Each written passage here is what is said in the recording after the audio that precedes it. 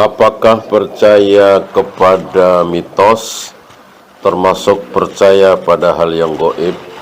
Maksud gaib itu gaib yang benar. Gaib yang benar, siksa kubur itu gaib kan?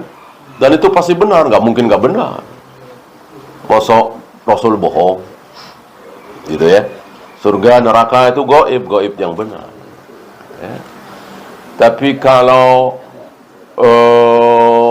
perawan nyapu nggak bersih, nanti dapat suaminya apalah, itu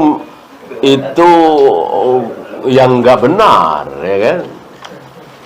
Apalagi lah mitos-mitos seperti itu nggak benar, nggak ada dalilnya kok, nggak ada dalilnya dan tidak bisa dicerna oleh akal. Kalau nggak ada dalilnya, tapi bisa dicerna oleh akal, ada pembuktian para ahli, boleh kita percaya. Gitu ya. Tapi hal-hal seperti itu kan tidak bisa dicerna oleh akal, sementara nggak ada dalil. Kalau tidak bisa dicerna oleh akal, tapi ada dalil, kita percaya. Masuk sering ngasih duit, fakir miskin, habis itu badan kita sehat. Kan nggak masuk akal, apa hubungannya, gitu kan?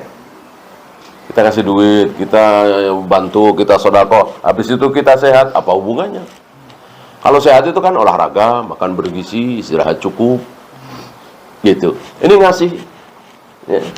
Apa hubungannya? Nggak ada hubungan, tapi kan ada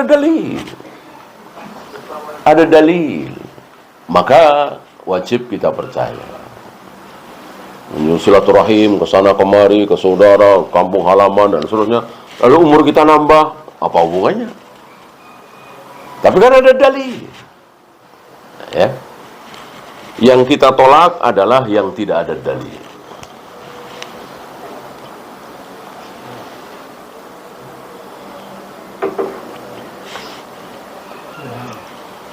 Ada hadis yang menerangkan bahwa penyebab rezeki sulit diantaranya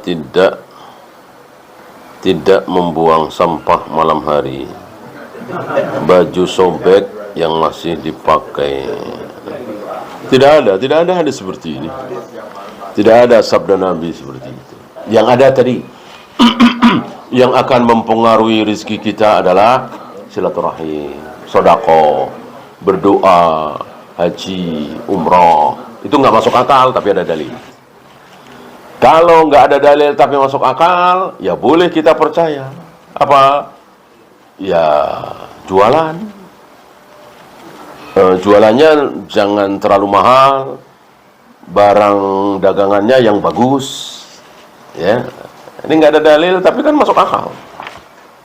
Bolehkah kita percaya? Boleh.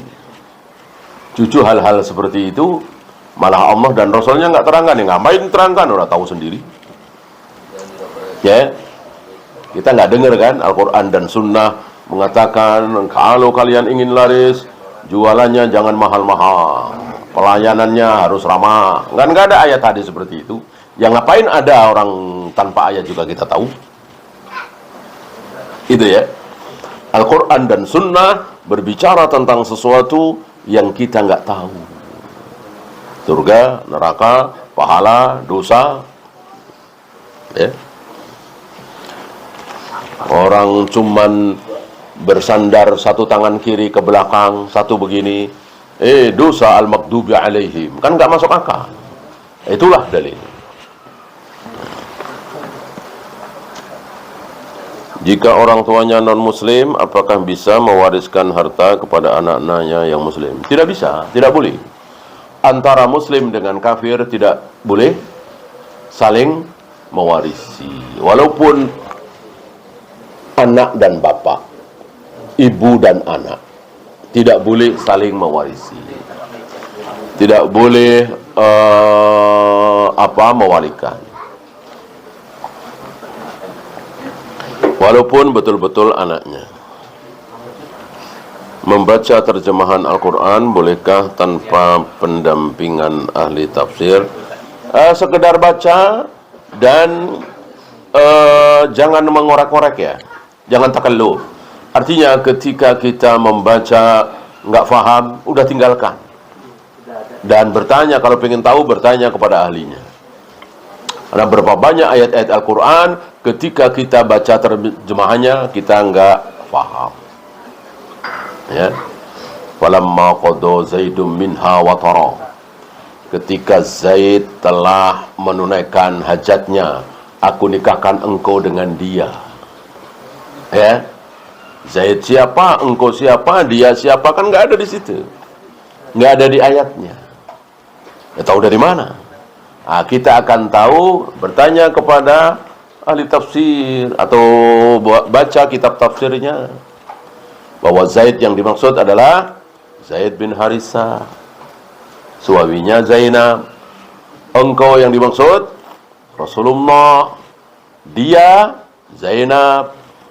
Maksud ayat itu, ketika Zaid telah menceraikan Zainab, maka aku nikahkan engkau ya Muhammad dengan Zainab. Satu-satunya pernikahan yang walinya adalah Allah. Nah, dari mana kita bisa tahu itu semua? Ya dari tafsir. Nggak ada di terjemahan, kecuali dalam kurung, ya, sedikit sekali. Apakah ada puasa yang dikhususkan di bulan Rajab? Tidak ada. Tidak ada. Mengatakan di bulan-bulan haram berpuasa, ini terlalu umum. Kan bulan haram ada 4. Dzulqa'dah, Dzulhijjah, Muharram, Rajab. Dzulhijjah adalah ya 9 Dzulhijjah. Muharram adalah 10 Muharram. Nah, Dzulqa'dah, mana ada puasa Dzulqa'dah? Ya. Kalau puasa Rajab itu ada karena bulan haram, Dzulqa'dah mestinya ada dong. Kita nggak dapat kan, nggak dapat keterangan adanya puasa Dzulqa'dah. Ya. Maka kesimpulan bahwa di bulan haram memperbanyak puasa, ini kesimpulan yang keliru. Ya. Hatu burhanakum in kuntum shadiqin. Bawa dalilnya. Kalau memang ada dalil sahih, sharih, ya sami'na wa ata'na. Sebelum ada, diam. Ya. Hukum ampas bir digunakan untuk pakan ternak. Sesuatu yang haram, yang haramnya tidak boleh kita makan, bolehkah dimakan oleh bangkai? Boleh, seperti bangkai ayam kita buang ke empang lele, kan boleh kan? Bagi kita haram, bagi lele ya nggak haram, ya kan? Apakah anak yang dilahirkan dengan cacat fisik atau mental adalah karena dosa-dosa orang tuanya? Rajman bil ghaib. Bisa iya, bisa tidak, kita tidak tahu. Kecuali ada keterangan. Ya. Berapa banyak orang soleh, orang baik. Ya, ya Nabi Sulaiman anaknya apa? Nabi Sulaiman anaknya apa? Iya, setengah laki, setengah perempuan kan? Cacat kan berarti? Anaknya Nabi Sulaiman. Sama antum tahu tentang sumpah Nabi Sulaiman. Ya. Pingin punya anak 100 untuk jihad. Boro-boro 100, satu cuman jadi satu. Satu ini setengah laki, setengah perempuan. Ya, istilah kita melambai gitu ya. Itu anak Nabi Sulaiman alaihi salatu wassalam. Di malam itu maksudnya, bukan seumur hidup beliau punya anak satu doang, itu bukan. Maksudnya di malam itu, kan di malam itu beliau bersumpah menjima 100 istrinya, dan dari jima itu beliau berharap hamil semua. Ternyata nggak ada, satu doang yang hamil. Gitu. Itu pun setengah laki, setengah perempuan. Wallahu a'lam. Ya, habis. Kita akhiri. Subhanakallahumma bihamdika asyhadu an la ilaha illa anta astaghfiruka wa atubu ilaik. Assalamualaikum warahmatullahi wabarakatuh.